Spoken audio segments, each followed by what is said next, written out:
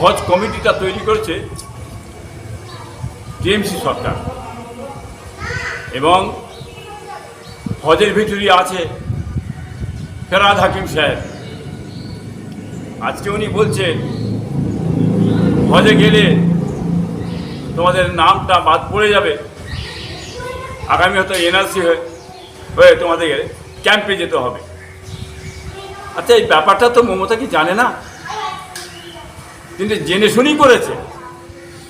একটা হজ মুসলমান ধর্মীয় ব্যাপারে, সেটা উনি কীভাবে বাধা দিতে চাইছেন, কীভাবে ভয় দেখাতে চাইছেন?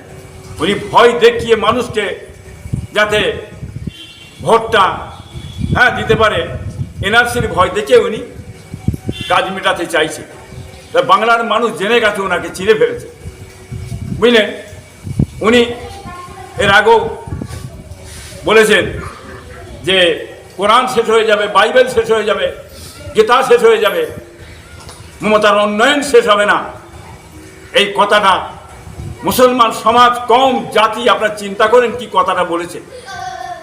তাহলে এই কথা যে বিশ্বাস করে কোনো মুসলমানের ঈমান থাকবে? ঈমান হারা হয়ে যেতে হবে। এই ধরনের কমন মনোভাবের কথাবার্তা, সম্প্রদায়িক মনোভাবের কথাবার্তা মমতার মুখ দিয়ে এসব বেরোতে শুরু হয়েছে। বাংলার মানুষ আপনারা দেখতে পাচ্ছেন।